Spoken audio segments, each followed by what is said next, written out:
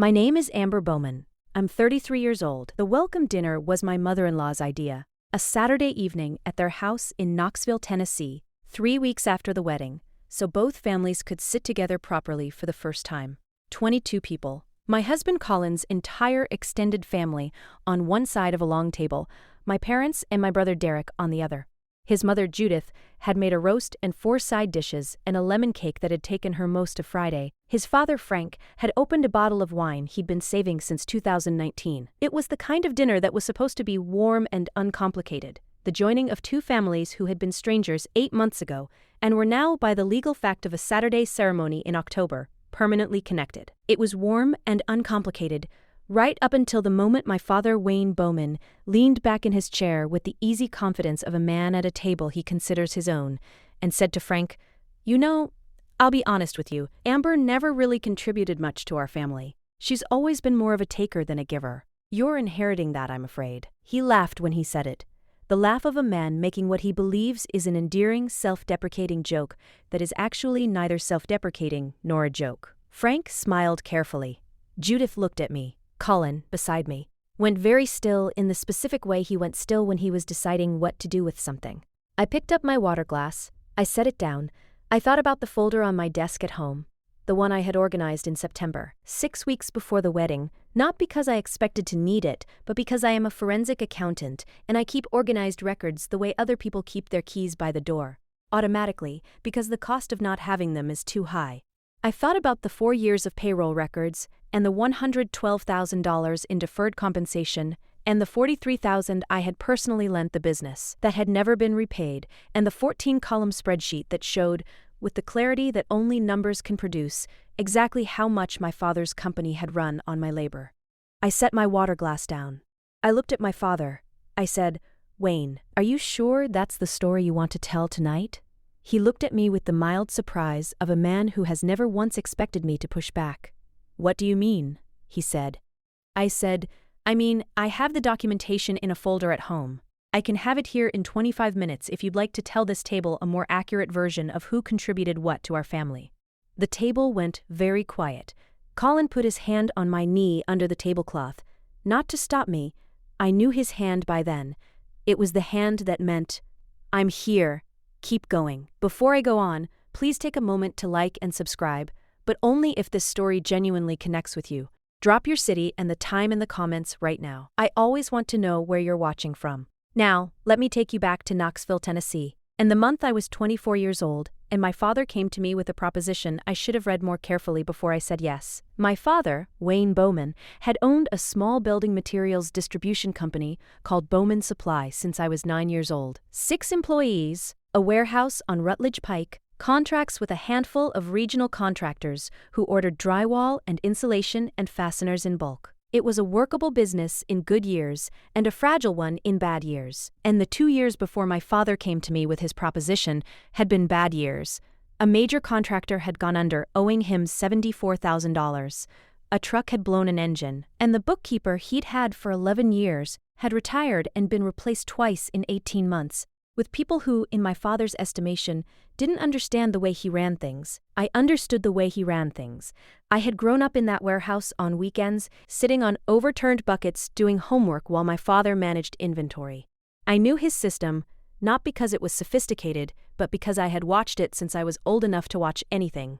I had studied accounting at the University of Tennessee, graduated at 22, passed my CPA exam at 23, and was 8 months into a junior position at an accounting firm in Knoxville when my father sat me down at the kitchen table on a Sunday in March and said, "I need someone I can trust. The business is struggling and I don't have time to train another bookkeeper who's going to leave in 6 months. Come work for me. I'll pay you $48,000 a year, same as you're making, and when things stabilize, we'll talk about bringing you in as a partner. I want to stop on that number, $48,000. The salary I was making at the accounting firm at 24 years old, 8 months into my career, was indeed $48,000. What my father did not volunteer, and what I was too young and too trusting to calculate for myself at the time, was that the market rate for a licensed CPA doing the work he was describing, full charge bookkeeping, payroll management, accounts payable and receivable, financial reporting, tax preparation, and the general financial management of a $2.1 million revenue business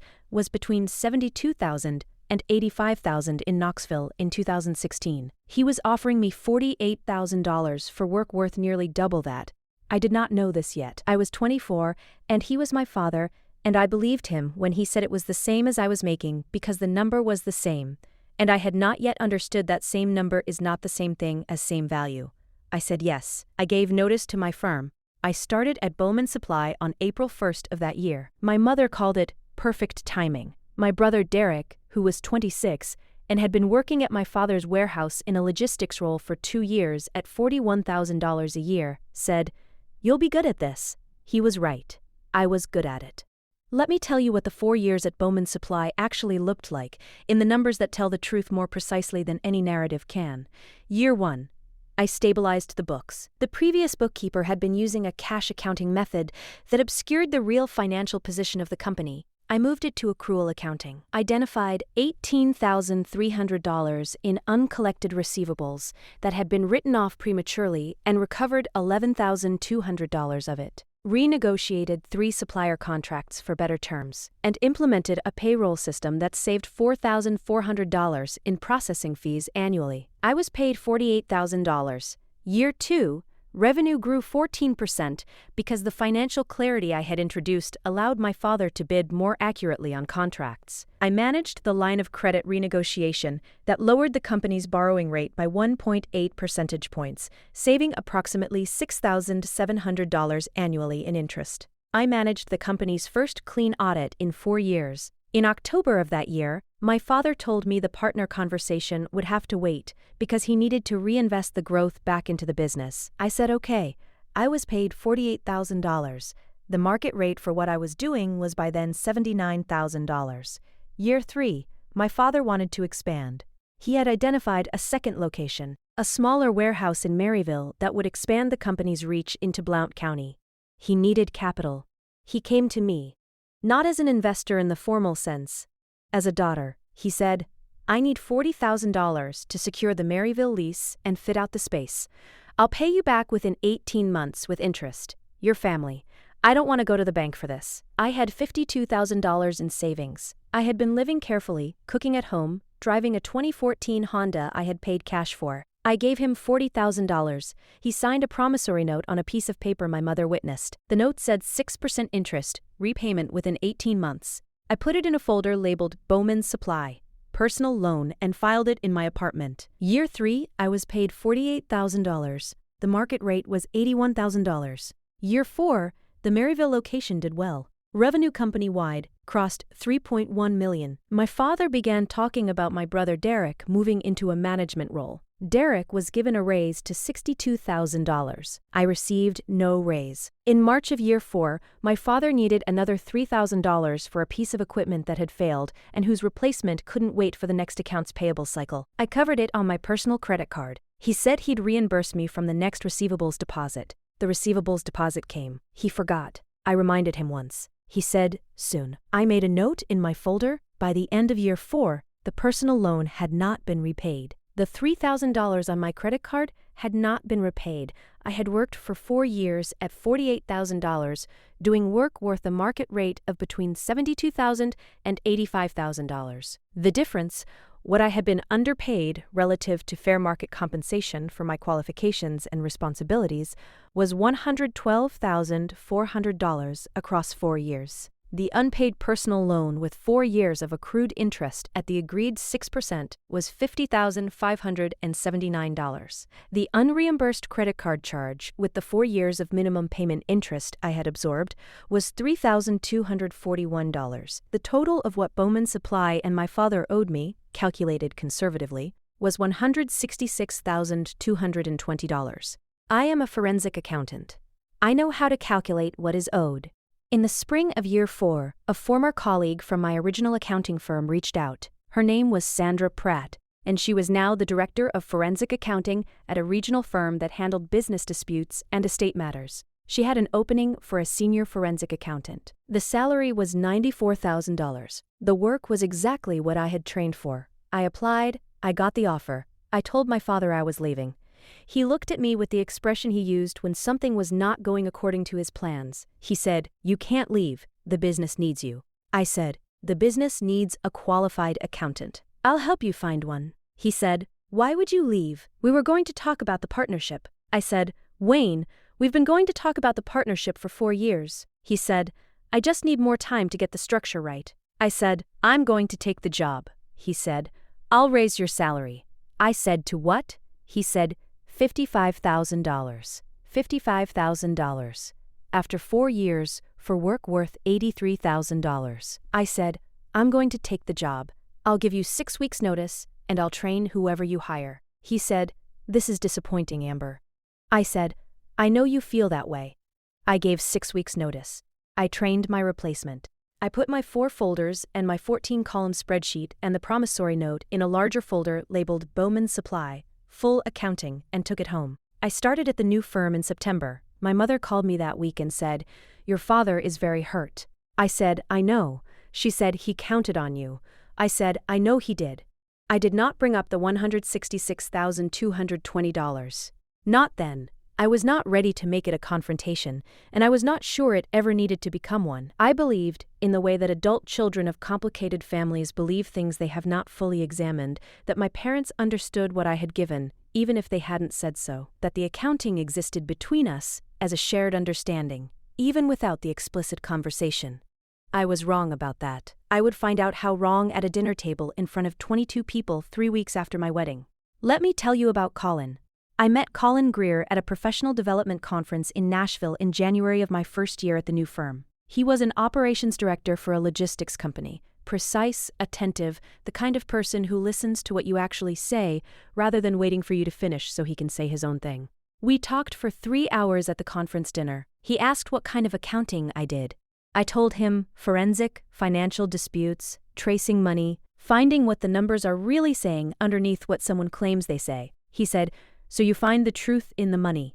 I said, "That's exactly right." He said, "I've never met anyone who could say their job that simply." We had coffee the next morning before the conference resumed. We were engaged 14 months later. The wedding was in October, October being the month I have now come to associate with things arriving at their correct destination. His family was from Knoxville, which meant both families were local, which meant the welcome dinner was a natural next step. His parents, Frank and Judith Greer, were good people in the uncomplicated way of people who have spent their lives being consistent. Frank was a retired civil engineer. Judith had run a catering company for 20 years. They were warm without performance, interested without interrogation. They made a lemon cake. They opened a good bottle of wine. They set a table for 22 people with the ease of people who love having a full house. My parents arrived 15 minutes late, which was characteristic. My father came in with the expansiveness he deployed in rooms he had decided to own. My mother came in behind him with the careful warmth of a woman managing the public presentation of a marriage that was more complicated in private than it appeared. My brother Derek, who had recently become the general manager of Bowman Supply after my departure, came in with his wife Kristen and the easy comfort of someone who had never had to wonder where he stood. We ate. The food was good. The table was warm. Both families, as families sometimes do when they are genuinely trying, found their way to easiness. Frank asked my father about the business. My father talked about it. Frank asked good questions. My father answered them. I watched my father in the specific way I had learned to watch him over 4 years of working for him, attentive to the gap between what he said and what the numbers showed. And then, my father leaned back and said what he said. "You know, I'll be honest with you. Amber never really contributed much to our family. She's always been more of a taker than a giver. You're inheriting that, I'm afraid." I want to be precise about the 11 seconds between my father finishing that sentence and me responding. I counted them the way I count things, automatically, out of professional habit. In those 11 seconds, I looked at Frank's careful smile and Judith's quick look at me and Colin, going still and Derek studying his plate, and my mother doing the thing she did when she was deciding whether to intervene and calculating the cost of doing so versus the cost of not. In those 11 seconds, I made a decision. Not about revenge, about the record. My father had just made a factual claim about my contribution to our family in front of 22 people with no relationship to the documented reality of what I had actually contributed. I was a forensic accountant. My job was to correct the record.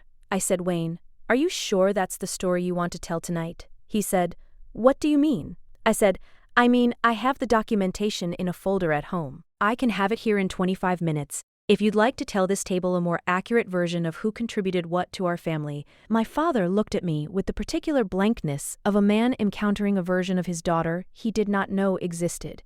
What documentation? He said. I said, 4 years of payroll records. Market rate comparisons for my position. The promissory note for $40,000 dated March 2018, which has been outstanding for 5 years at the agreed 6% interest. The $3,000 credit card charge from March of year 4 that was never reimbursed. A 14-column spreadsheet showing the total amount Bowman Supply owes me, calculated conservatively. I paused. Would you like me to go get it? My father said nothing. The table was very quiet. Colin's hand was on my knee. Frank was looking at his wine glass with the studied neutrality of a man who has just understood that the dinner has changed shape and is choosing how to sit inside the new shape. Judith had set down her fork. My brother Derek said, from the other side of the table, in a voice that was careful and quiet, Dad, she kept records. He said it not as an accusation, but as a fact being delivered to a man who had not known it was a fact. My father looked at Derek. Derek looked back. Something passed between them. I didn't know what yet. I found out later. My mother said, Wayne. My father put his hand up, the gesture he used to stop sentences. My mother stopped. She had been stopping for a long time. I looked at my father. I didn't take from this family, I said. I gave to this family. For 4 years I gave work worth $83,000 a year for $48,000. I gave $40,000 of my savings on a promissory note that has never been honored. I covered a $3,000 equipment charge on my own credit card. I left a firm with a career path to come stabilize a business that was losing money because I trusted you. I said it with the level voice I used in conference rooms where money was disputed, and the numbers had to be said plainly so no one could later claim they hadn't heard. I have never once called what I gave a contribution. I called it family. But if you are going to tell 22 people at a dinner table that I never contributed, then I am going to need you to reckon with the number. I paused.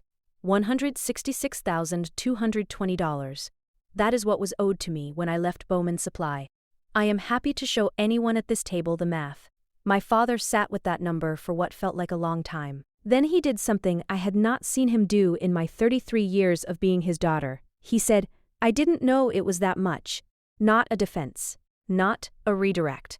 A genuine statement of a man who had not done the accounting because he had not wanted to do the accounting, and who was now sitting inside the result of not having done it. I didn't know, I said. I know you didn't. Judith stood up and said in the calm, decisive voice of a woman who had managed events for 20 years and knew when a room needed redirecting, I'm going to get the dessert. Frank, come help me. Frank stood immediately. They went to the kitchen. Several other people found reasons to refill their water or step away from the table. The efficient self-sorting that had become familiar to me by now, the way people give a family the space it needs to say the things that have been waiting. Let me pause right here and ask you something, because I want your honest answer before you read what happened next. If you had built a documented case of what someone owed you, if you had the numbers, the spreadsheet, the promissory note, the whole record, and they dismissed your contribution in front of 22 people who had no idea what you had given, would you have said the number out loud, right there, at the dinner table, on the first night both families were together? Tell me in the comments, because the people in my life are completely divided on whether I should have waited. I want to know where you stand. What happened in the 2 weeks after the dinner was not a single thing. It was several things, arriving in the order they needed to arrive. My father called on Monday morning. He asked to meet. I said, my office. Tuesday at 2. He came to my office at my firm on South Central Street on a Tuesday at 2 p.m. He sat in the chair across my desk, the chair where clients sat, the chair where people came when they needed someone to tell them the true version of their financial situation. He had his hands in his lap and the posture of a man who has been told a number that requires him to reorganize his understanding of the last 5 years. I opened the folder. I walked him through it, every line. The market rate analysis I had pulled from Bureau of Labor Statistics data and 3 Knoxville-specific compensation surveys, the year-by-year delta between what I was paid and what the position was worth, the promissory note, photocopied with the interest calculated to the current date, the credit card statement with the charge highlighted, the total, $166,220. My father looked at each page. He asked questions. They were accounting questions, good ones. the kind that meant he was engaging with the numbers rather than defending against them. At the end he said, "This is accurate?" I said, "It's conservative. I used the lower end of the market rate range for every year." He said, "Why conservative?" I said, "Because I didn't want there to be any room to argue about the methodology. The number is defensible from any angle." He was quiet for a long time. Then he said, "I've been telling people, including myself, that you left because you got a better offer, that you weren't a team player." I said, "I know." He said, "That wasn't fair." I said, "No." He said, "I used you, Amber. I don't think I let myself see it as that, but that's what I did. I used your skills and your savings and your willingness to sacrifice because you were family and I knew you'd say yes." He said it precisely, in the manner of a man who has spent the weekend arriving at a sentence and is now saying it. "I'm sorry." I looked at my father, 33 years old, sitting across a desk from the man who had raised me, watching him do the accounting he had avoided for 5 years. "I know you are," I said. My mother came 2 days later, not to my office. She called and asked if we could have lunch. We went to a diner on Kingston Pike. She had dressed carefully, the way she dressed when something required effort. She said, "I want to say something without making excuses." I said, "Okay." She said, I knew the loan hadn't been paid back. I knew you weren't making what you should have been making. I saw the numbers, Amber. I kept the house accounts. I understood what money looked like." She pressed her lips together. "I didn't say anything because saying something would have meant a fight with your father, and I didn't want a fight. But my not wanting a fight was put ahead of you being treated fairly." She looked at me. "That's a thing I did. I'm naming it because I want you to know I did it." I said, "Thank you for naming it." She said, "I said the thing at the dinner, about you being a taker." I laughed. I said, "Yes." She said, "I've been thinking about that laugh for 6 days." I said, "I know." She covered my hand with hers. "I'm going to do better, Amber. Not a promise, a decision. Those are different things, and I've been confusing them my whole life." I looked at my mother. "I know the difference," I said. "I'll be watching for it." She nodded. She understood that was the best I could offer, and she took it. Derek called on a Thursday evening, which told me he had been sitting with it for 8 days before he picked up the phone. He said, "I need to tell you something, and I need you to hear all of it before you respond." I said, "Okay." He said, "I knew about the promissory note. Not the amount, but that it existed and hadn't been paid. Dad mentioned it once when he was stressed about cash flow. I think he was processing out loud and didn't mean to tell me. I didn't say anything to you. I told myself it wasn't my place." A pause. "That was wrong. It was my place, because you're my sister, and I let you operate for years without knowing that I knew something that would have mattered to you." Another pause. "I've also been making $62,000 since year 4. I got a raise you didn't get. I've been thinking about that." I let the silence sit for a moment. Then I said, "Derek, did you know Dad was paying me below market?" He said, "I didn't know the numbers specifically, but I knew you were doing more than me and making the same." I said, "Yeah." He said, "I'm sorry I didn't say something." I said, "I know." He said, "Can I ask you something?" I said, "Yes." He said, "Are you going to pursue the money legally?" I said, "I haven't decided. I have a valid promissory note. The deferred compensation is harder to recover but not impossible." He said, "If you decide to, I'll support it, whatever that looks like." That was the most significant thing Derek had ever said to me. I wrote it down when I got off the phone. Now let me tell you about Sandra Pratt and what she found, because this is the part my father did not know was coming. Sandra Pratt was the colleague who had offered me the job. She was also, as it turned out, the kind of friend who paid attention. When I came to work at the firm in September of year 4, I had mentioned the Bowman Supply situation to her in general terms, not the numbers, not the promissory note. Just the fact of having left a family business where I had been underpaid. She had listened and said nothing. She was a forensic accountant. She filed things away. In November, 5 weeks after the dinner, Sandra knocked on my office door and sat across from me and said, "I want to show you something, and I want you to know I ran a preliminary analysis on my own time because I thought it was important and I didn't want to say anything until I was sure." She opened her laptop. What Sandra had found was this. In year 3, when my father had taken my $40,000 personal loan to secure the Maryville warehouse lease, He had also taken a $65,000 small business administration loan for the same stated purpose, fitting out the Maryville space. I had not known about the SBA loan. The SBA loan documentation showed a total fit-out cost for Maryville of $58,000. The lease deposit had been $12,000. Total legitimate Maryville startup costs, $70,000. He had received $65,000 from the SBA and $40,000 from me. $105,000 for $70,000 in documented costs. The $35,000 difference had gone into Bowman Supply's general operating account. It had not been used for Maryville. It had been used to cover 6 months of payroll during a slow period, including my own salary. My father had taken $40,000 from his daughter for a project that federal loan money had already covered. I sat with that for a long time. After Sandra closed her laptop, she said, "I know this is hard." I said, "He didn't need my money for Maryville." She said, "No, he needed it for cash flow." Maryville was the story he used because it was something you could see and touch and believe in. I said, "He knew the SBA loan was coming through when he asked me." She said, "The SBA loan was approved 3 weeks before he came to you." "Yes," I said. "He knew." She said, "Yes." I said, "He came to me anyway." She said, "Yes." I didn't say anything for a while. Sandra waited. She was good at waiting. "What are my options?" I said. She said, "The promissory note is enforceable as written. Combined with the SBA documentation, which shows the stated purpose of your loan was already funded, you have a civil fraud argument that is stronger than a simple breach of contract claim." She paused. "You also have the option of going to your father with this information privately before doing anything else. A lot of people choose that." I said, "I know."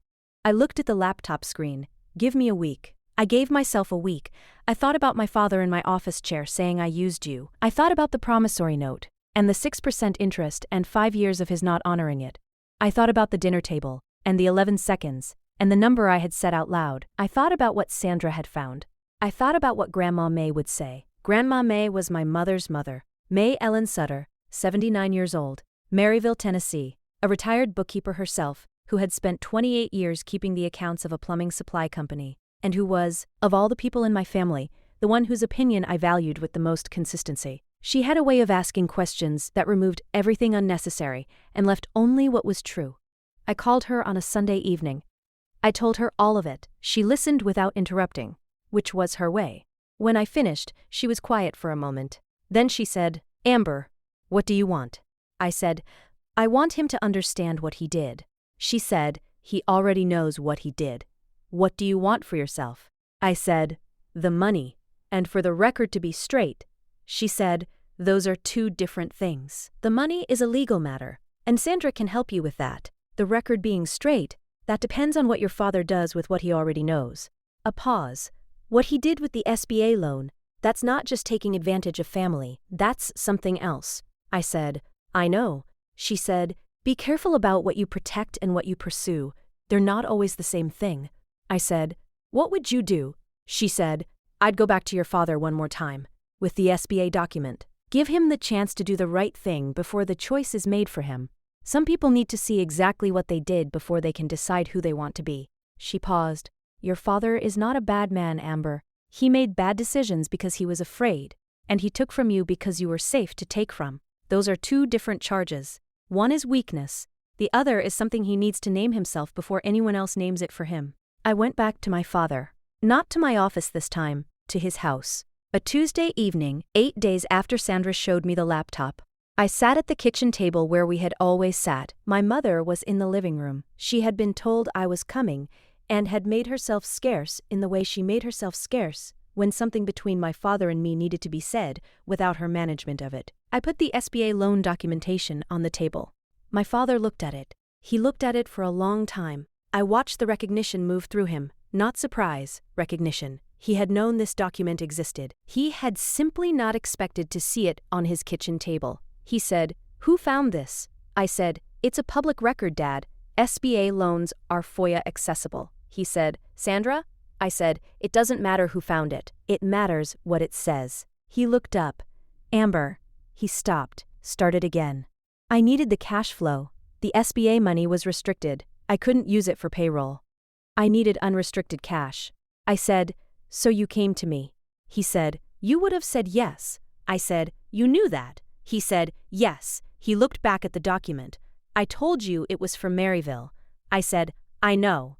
He said, "I lied to you." He said it flatly, without decoration. "I lied to you and I took your money, and I never paid it back, and I used you for 4 years, and then I sat at a dinner table and told 22 people you never contributed." He put his face in his hands, not dramatically, the quiet collapse of a man who has been running from a room and has finally arrived in it.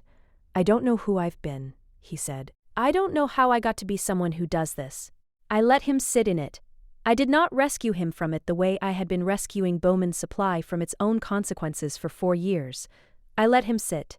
Then I said, 'Here is what I need, Wayne. I need the promissory note honored.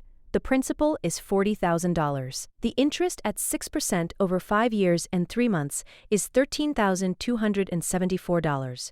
The total is $53,274. The $3,000 credit card charge plus absorbed interest is $3,810.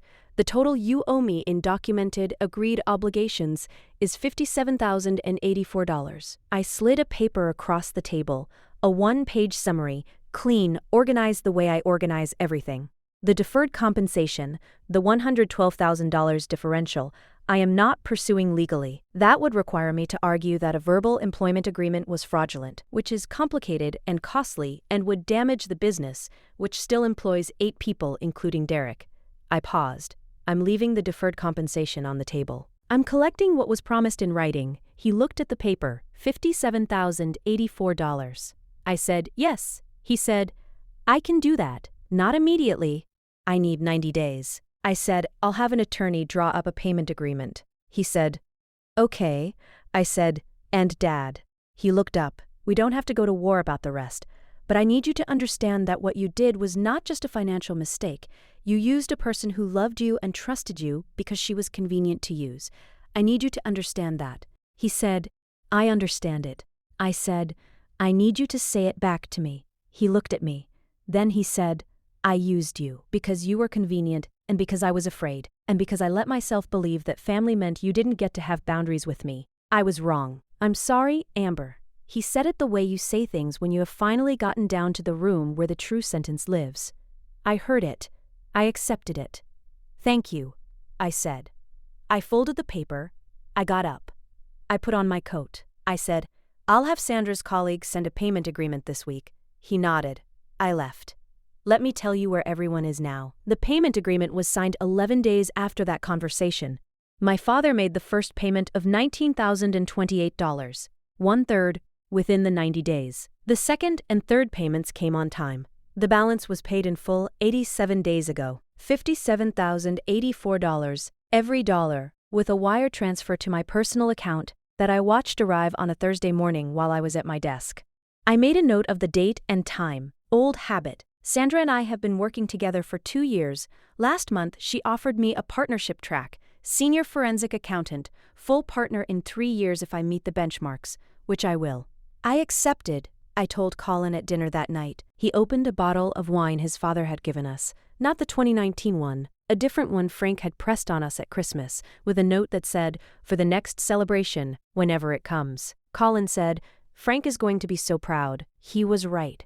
Frank called the next day. He said, "Judith wants to know if you'll both come to dinner Saturday." I said, "We'll be there." He said, "She's making the lemon cake again." I said, "Tell her I'm bringing flowers. My father and I have dinner every 2 weeks." He started asking for it, called me 3 months after the payment agreement was completed and said, "I would like to take you to dinner. Not to discuss anything, just dinner."